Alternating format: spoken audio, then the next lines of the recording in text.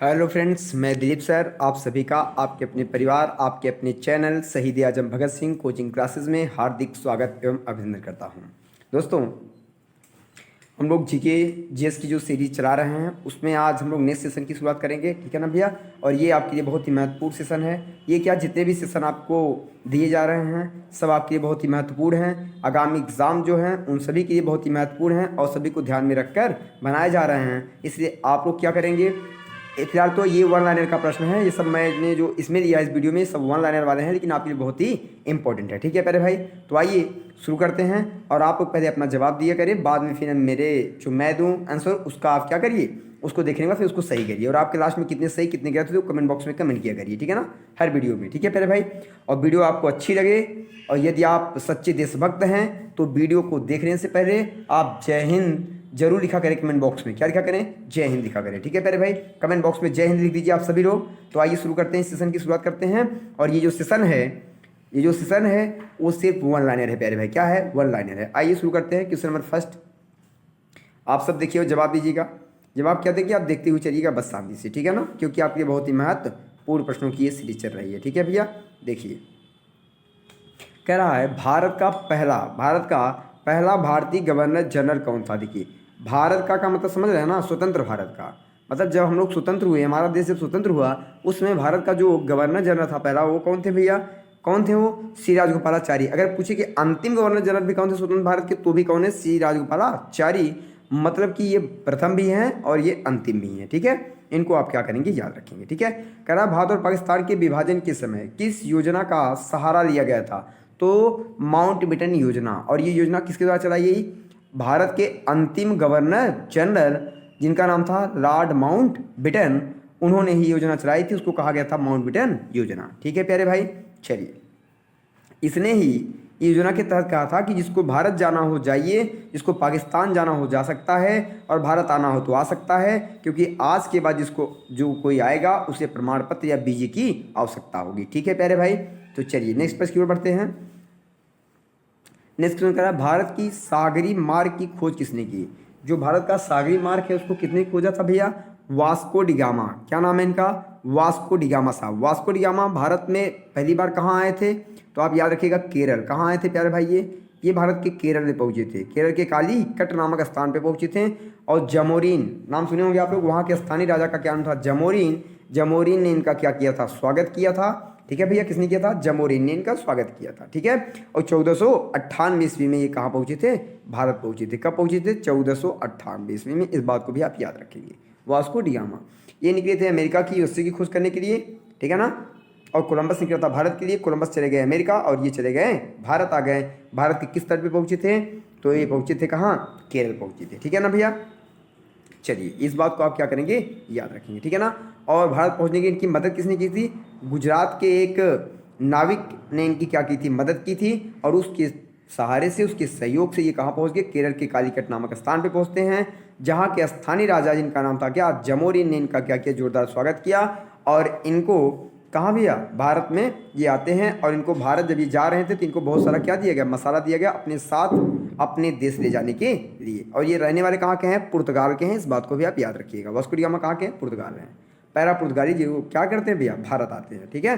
चलिए कह रहा भारत में श्वेत क्रांति के जनक, भारत के श्वेत क्रांति के जनक कौन है? श्वेत क्रांति आप जानते हैं किससे संबंधित है? दुग्ध से संबंधित है। किससे संबंधित है श्वेत क्रांति प्यारे भाई?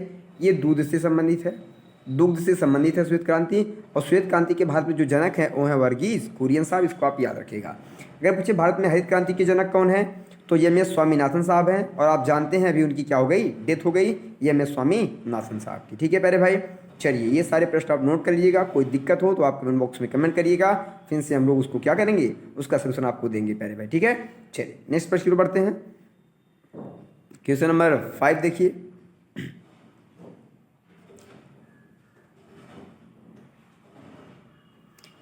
क्वेश्चन नंबर 5 देखिए क्या कर रहा है। कह रहा भारत के ऐसे राज्य का नाम बताइए जहां पर चाय का उत्पादन सबसे ज़्यादा होता है। कौन नहीं जानता? असम। कौन नहीं जानता है? असम में सबसे अधिक चाय का क्या होता है? उत्पादन होता है प्यारे भाई, ठीक है। चलिए सबसे अधिक ठंड भारत के किस स्थान पर पड़ती है?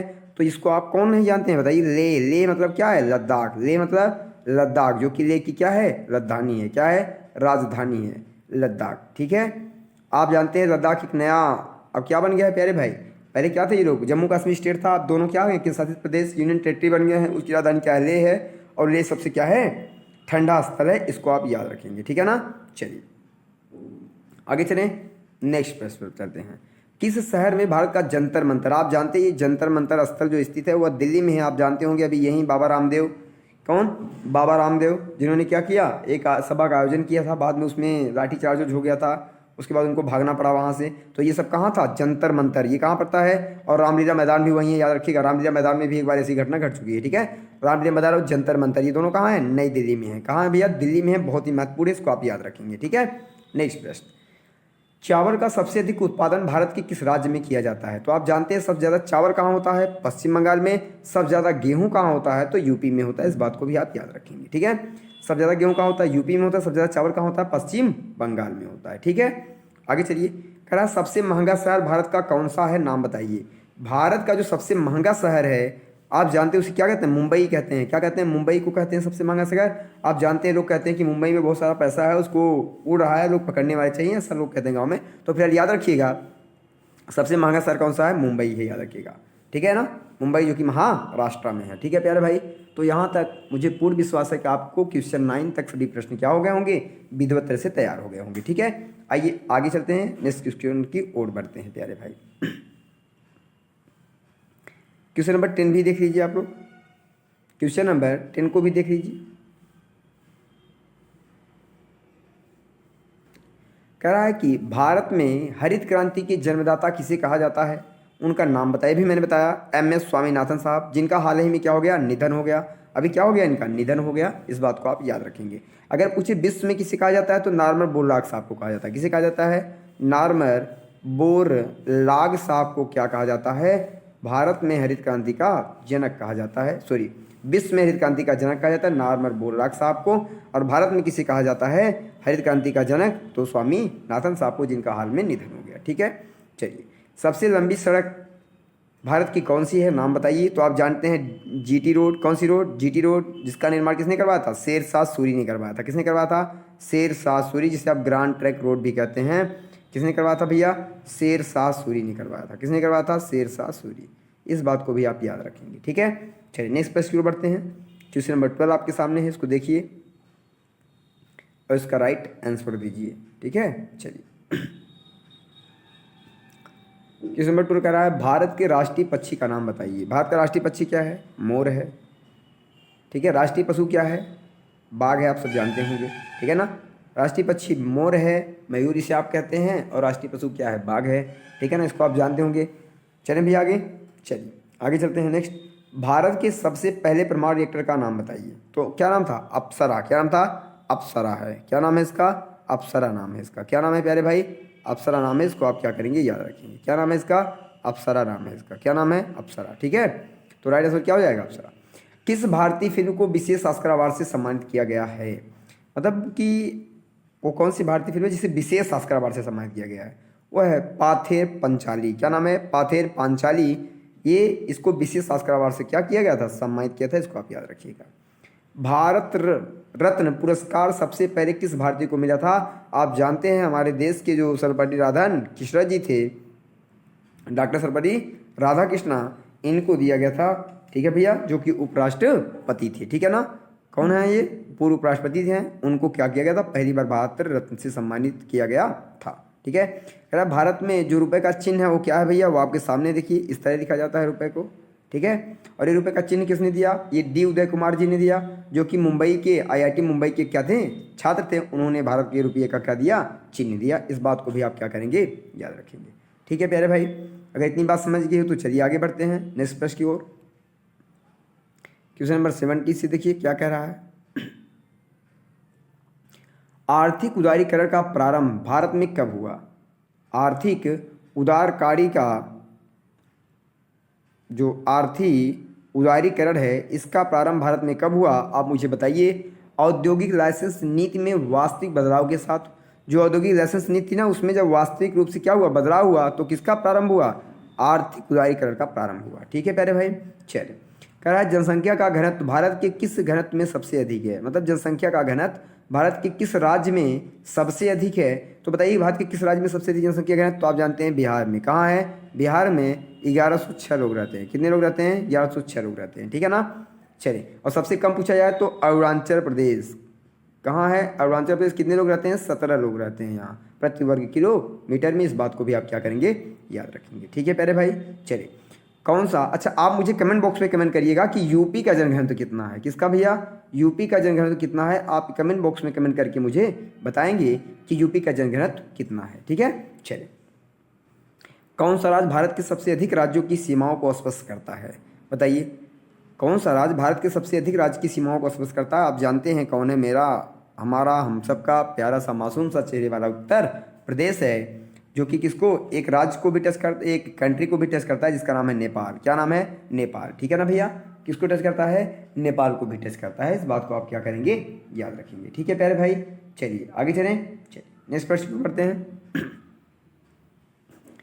अगर मैं आपसे पूछूं सबसे ऊंची चोटी भारत में कौन सी है, तो भारत में सबसे ऊंची चोटी जो है वो क्या है? K2, जिसे आप गार्डन ऑस्टिन कहते हैं।